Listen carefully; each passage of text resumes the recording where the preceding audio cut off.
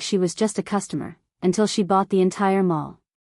The cash register drawer slammed shut with a metallic clang that echoed through the empty department store, and Linda Morrison counted the bills again, her fingers trembling slightly as she realized the woman had just paid for a $30 scarf with a stack of $100 bills that seemed to never end. The customer had appeared ordinary enough when she first walked into Meridian Mall that Tuesday morning, wearing a simple black coat and carrying a worn leather purse, but there was something unsettling about the way she moved through the store, touching every item with deliberate precision, as if she were cataloging everything for some hidden purpose. Linda had worked retail for 15 years, long enough to recognize the difference between casual browsers and serious shoppers, but this woman fell into neither category, instead moving with the calculated grace of someone conducting an inspection. The woman's eyes were pale gray, almost colorless, and they seemed to absorb light rather than reflect it, giving her an otherworldly appearance that made Linda's skin crawl whenever their gazes met across the sales floor.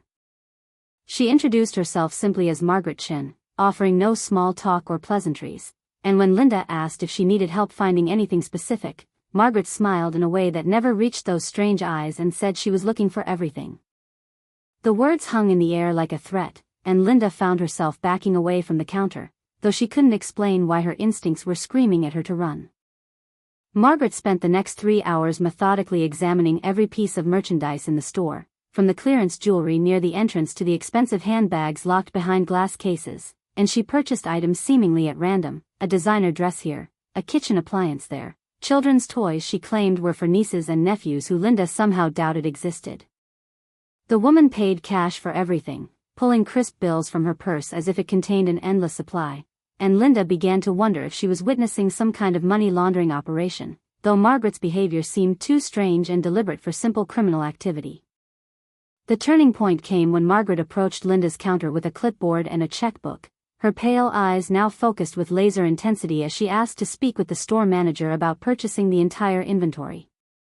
Linda laughed nervously, assuming it was some kind of joke, but Margaret's expression remained deadly serious as she explained that she represented a consortium of investors interested in acquiring not just the merchandise, but the store itself, along with every other business in Meridian Mall. The words hit Linda like a physical blow, and she found herself gripping the edge of the counter to steady herself as the implications began to sink in. Within an hour, Margaret had summoned a team of lawyers and accountants who descended upon the mall like a swarm of locusts, their briefcases filled with contracts and financial documents that transformed the familiar shopping center into a corporate battleground. Linda watched in growing horror as one by one, the store managers emerged from hasty meetings with shell-shocked expressions and trembling hands, clutching settlement checks that would close their businesses forever. The woman who had seemed like just another customer was systematically dismantling the economic heart of their small Indiana town, and Linda realized with dawning terror that she was witnessing something far more sinister than a simple business acquisition. The mall had been struggling financially for years, with several stores already shuttered and foot traffic dwindling as online shopping drew customers away, but it remained a vital gathering place for the community, especially for teenagers who had nowhere else to go and elderly residents who used it as a safe place to exercise during harsh winters. Margaret's hostile takeover would destroy not just jobs but the social fabric that held their town together, and Linda couldn't understand why anyone would want to purchase a failing mall unless they had ulterior motives that went beyond simple profit. As the afternoon wore on, Linda found herself drawn into Margaret's web of negotiations, serving as an unofficial liaison between the mysterious buyer and the increasingly desperate store owners who saw their livelihoods evaporating before their eyes. Margaret seemed to take particular interest in Linda's opinions and observations, asking probing questions about the mall's history, its customers, and the surrounding community that made Linda uncomfortable with their intensity and specificity. There was something predatory about the way Margaret gathered information, as if she were mapping out not just a business opportunity but a complete takeover of everything Linda held dear. The first sign that something was seriously wrong came when Linda tried to call her husband during her lunch break and discovered that her cell phone had no signal, despite having full bars just hours earlier. When she asked other employees about the problem, they reported the same mysterious communication blackout, and a growing sense of isolation began to settle over the mall like a suffocating blanket. Margaret's team had somehow managed to cut off all outside contact, trapping everyone inside the building while they completed their sinister business, and Linda realized with growing panic that they might be in real danger. The security cameras throughout the mall had been mysteriously disabled during the morning hours, leaving no record of Margaret's arrival or the subsequent invasion of lawyers and accountants who seemed to materialize out of thin air. Linda tried to remember if she had seen any of them enter through the main doors, but her memories seemed strangely fuzzy, as if someone had deliberately obscured the details of how this nightmare had begun. The feeling of being watched grew stronger as the day progressed, even though Linda couldn't identify who was observing her or why she felt like a laboratory specimen being studied by unseen researchers. By evening, Margaret had successfully acquired controlling interests in every business within the mall, using a combination of cash payments, legal threats, and what appeared to be supernatural persuasion to convince even the most stubborn holdouts to sign over their properties. Linda watched the transformation with growing horror as familiar store signs were replaced with blank placards, and the comfortable chaos of retail commerce gave way to an eerie, sterile silence that made her skin crawl. The mall was becoming something else entirely, though Linda couldn't yet comprehend what that might be. The other employees began disappearing one by one as the night wore on, some claiming they had received calls from family members requiring their immediate attention, others simply vanishing without explanation during what should have been routine bathroom breaks. Linda found herself increasingly alone in the vast complex, with only Margaret and her mysterious associates for company, and the woman's pale gray eyes seemed to follow her every movement with predatory interest. When Linda asked about the whereabouts of her coworkers, Margaret smiled that unsettling smile and assured her that everyone was exactly where they needed to be. The temperature inside the mall began to drop noticeably as darkness fell, despite the heating system running at full capacity, and Linda's breath started forming visible clouds in the air as she walked through the empty corridors. The sound of her footsteps echoed strangely in the deserted space, creating an almost musical quality that seemed to harmonize with itself in ways that defied acoustic logic. Margaret appeared and disappeared at random intervals, always seeming to know exactly where Linda was and what she was thinking, as if the building itself was feeding her information about its remaining occupant. Linda tried multiple times to leave the mall, but every exit she approached seemed to lead back to the central court area where Margaret waited with that knowing smile and those terrible pale eyes. The woman never spoke directly about Linda's failed escape attempts, but her presence at each thwarted exit made it clear that leaving was not an option until Margaret decided otherwise. The mall had become a prison, and Linda was the sole remaining prisoner in a game whose rules she didn't understand and whose purpose filled her with existential dread. As midnight approached, Margaret finally revealed the true nature of her acquisition, explaining in calm, measured tones that the mall was not just a collection of retail spaces but a carefully designed energy harvesting facility that fed on human emotions and social interactions. The building itself was a living entity, she explained, one that had been slowly dying as foot traffic declined and stores closed, but which could be revitalized through a different kind of feeding process that required a more concentrated form of human essence. Linda listened in growing horror as Margaret described how the other employees and customers had been processed, their life force absorbed into the building's structure to strengthen its supernatural metabolism. The revelation that she had been working inside a parasitic entity for 15 years without knowing it sent Linda into a state of shock that bordered on complete mental breakdown. But Margaret's voice remained soothing and hypnotic as she explained that Linda had been chosen as the final component in the mall's resurrection. Her years of service, her emotional connection to the place, and her deep understanding of its social dynamics made her the perfect catalyst for the building's transformation from a dying commercial space into something far more powerful and hungry. The thought of being consumed by the very place where she had spent most of her adult life filled Linda with a terror that went beyond simple fear of death. Margaret began to change as she spoke, her human facade melting away to reveal something ancient and alien that wore flesh like an ill-fitting costume, and Linda realized that she was not dealing with a corporate raider but with something that had been hunting for decades, possibly centuries, seeking the perfect feeding ground for its supernatural hunger.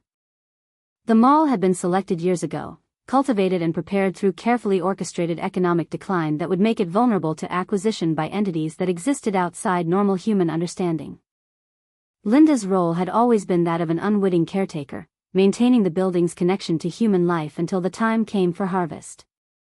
The walls of the mall began to pulse with a rhythmic heartbeat that Linda could feel in her bones, and the familiar retail spaces started to shift and change, revealing their true nature as organic chambers designed to process and absorb human consciousness. The cheerful commercial facade had been nothing more than camouflage, hiding a predatory organism that had been feeding on the community for generations, growing stronger with each passing season as it learned to mimic human social structures with increasing sophistication. Linda understood now why she had always felt slightly uncomfortable in certain areas of the mall, why some stores seemed to drain her energy more than others, and why customer complaints often involved vague feelings of unease that no one could articulate properly. The transformation accelerated as Margaret shed the last vestiges of her human disguise, revealing herself as a composite entity made up of hundreds of previous victims who had been absorbed into the mall's collective consciousness over the decades.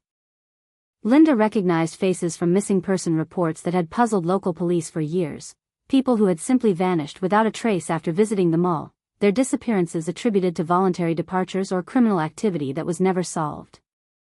Now she understood that they had never left the building at all, but had become part of its living structure, their personalities and memories integrated into a vast neural network that spanned the entire complex. Margaret, or the thing that called itself Margaret, explained that Linda's absorption would complete the mall's evolutionary cycle, transforming it from a parasitic entity that fed on ambient human energy into an active predator capable of extending its influence throughout the surrounding community.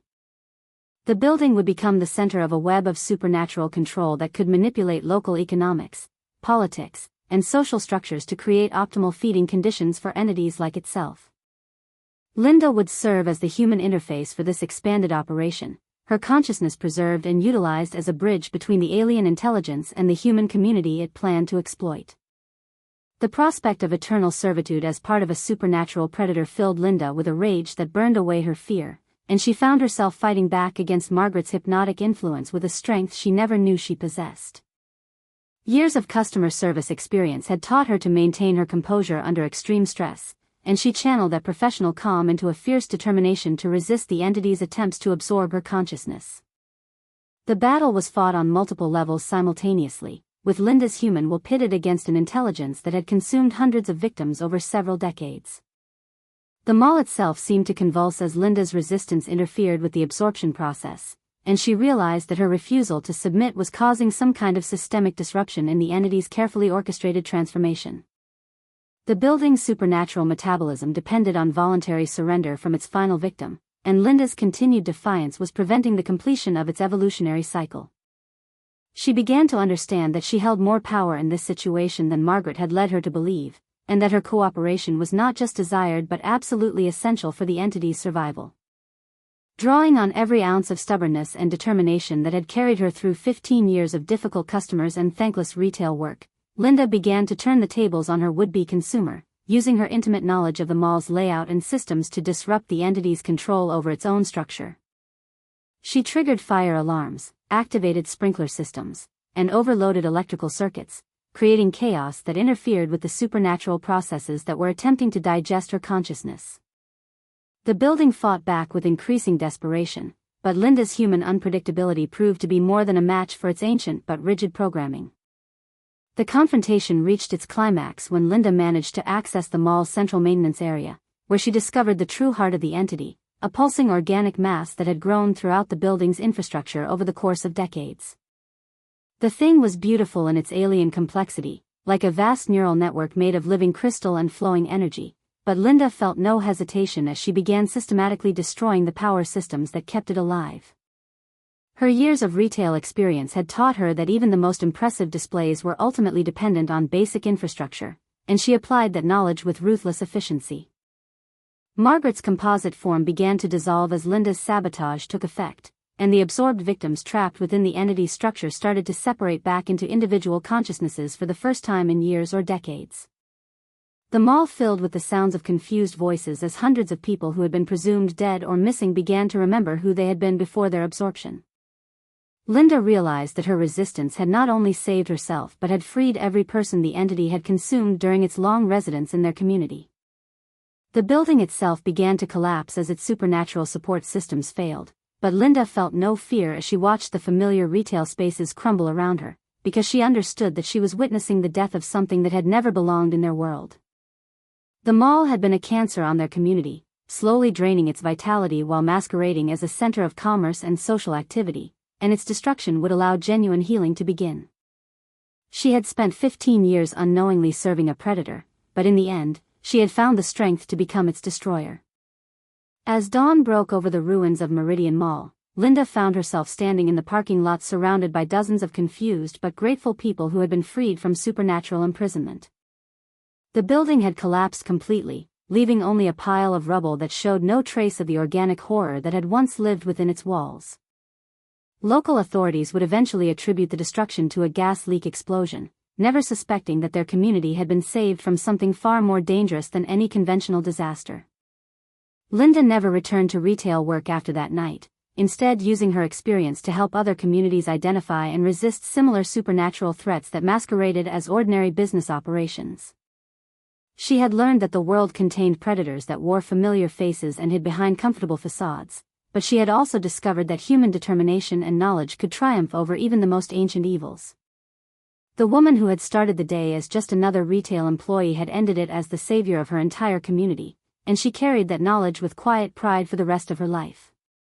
Years later, when people asked Linda about the night Meridian Mall collapsed, she would smile and say that sometimes the most important purchases are the ones that prevent someone else from buying what they shouldn't own. She had been just a customer service representative until she became the customer who bought back her community's freedom, and that was a transaction she would never regret making. The mall was gone, but the people it had threatened were safe, and Linda had learned that even the most ordinary person could become extraordinary when faced with something that threatened everything they held dear. The empty lot where Meridian Mall once stood remained vacant for many years, as if the land itself remembered what had happened there and refused to support new construction. Linda would sometimes drive by the site during her evening commutes, checking to make sure that nothing had taken root in the contaminated soil, ready to act again if necessary. She had been just a customer until she bought the entire mall, but her purchase had been paid for with courage rather than currency, and the receipt she received was the continued safety of everyone she loved.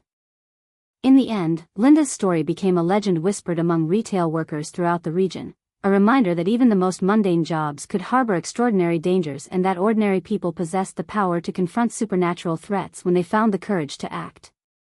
She had been just a customer until she bought the entire mall, and in doing so, she had purchased something far more valuable than any merchandise. She had bought the freedom of her community and the knowledge that even ancient evils could be defeated by human determination and love.